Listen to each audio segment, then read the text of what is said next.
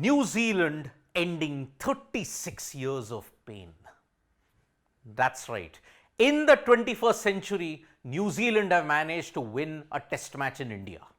That's how long it has been. When Will Young and Rachin Ravindra guided New Zealand over the line in Bengaluru, history was created. Because New Zealand have an abysmal record in the subcontinent, but they seem to make it as if, yes, they will break it in dazzling fashion.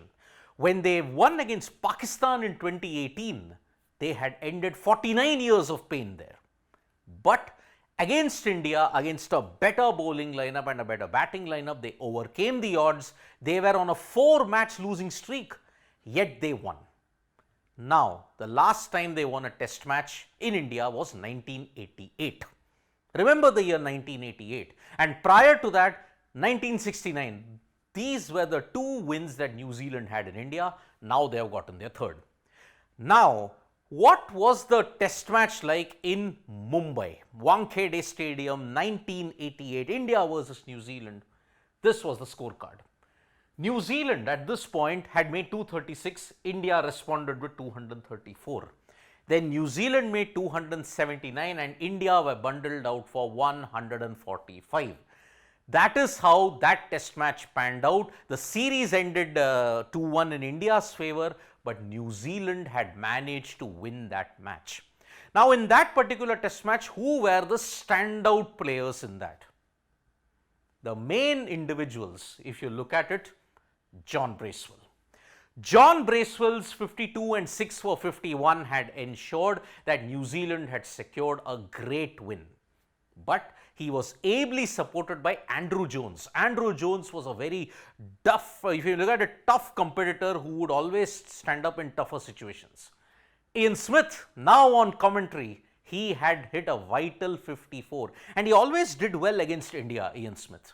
But the star was undoubtedly Sir Richard Hadlee. 6 for 49 and 4 for 39. It was truly a remarkable testament to Hadlee that even in his final years, he could get such big assistance. There was also Danny Morrison in that lineup. So, when you look at it, under the captaincy of John Wright, New Zealand had won in 1988, but who knew at that time that it would be 36 years in the making for their next win? For India, Krishnamachari Shrikant chipped in with 94, then Arshad Ayub chipped in with 5 for 50 and 1 for 42. Narendra Hirvani took 7 wickets. Narendra Hirvani, the leg spinner, 88 was a breakthrough year for him because he had gotten 16 wickets in one test versus West Indies. He was doing well against New Zealand, but then India lost that test match, although they went on to win the series. Now, Tom Latham may not have done much with the bat, but with captaincy, he was supreme. He is now only the third New Zealand captain to win in India. What an epic feat that is. The first New Zealand captain to do it was Graham Dowling in 1969 in Nagpur. Dowling could have very well won the series, but then when India were bundled out for 89 in Hyderabad, the crowd resorted to stone pelting. The crowd resorted to riots, and that is why that match had to be drawn. You think Indian cricket's rowdiness, the fans' rowdiness is a recent phenomenon? No, it was there in 1969 also. John Wright in Mumbai managed to win it in 1988 and now Thomas Latham. 1969 to 1988, 19 years, now almost double of that, 36 years later, New Zealand have won. Now, how massive is this feat when you look at the current crop of players that is there? In the entire India and New Zealand current teams that are there, in New Zealand, only Aajaz Patel was born. He was just about a couple of months old when New Zealand won in India. Tim Southee came after that. Rohit was 1.5 years old. April 5, 1987, that was when he might have seen New Zealand win against India. Virat was only 3 weeks old.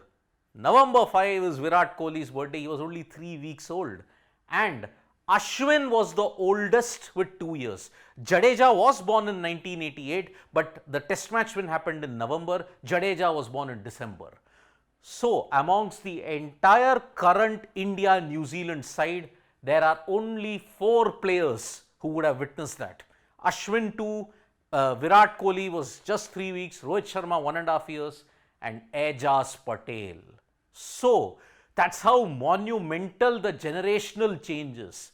There was no Twitter, no Facebook, no smart TV, no official 5G channels that were there. Hell, there wasn't even proper satellite TV at that point. That's how things have changed. So, congratulations to New Zealand for this monumental feat. If they go one better, it will be massive in the cricketing world. Thank you so much, folks, for joining us for this video. Subscribe to Sports Today for all the latest news and analysis.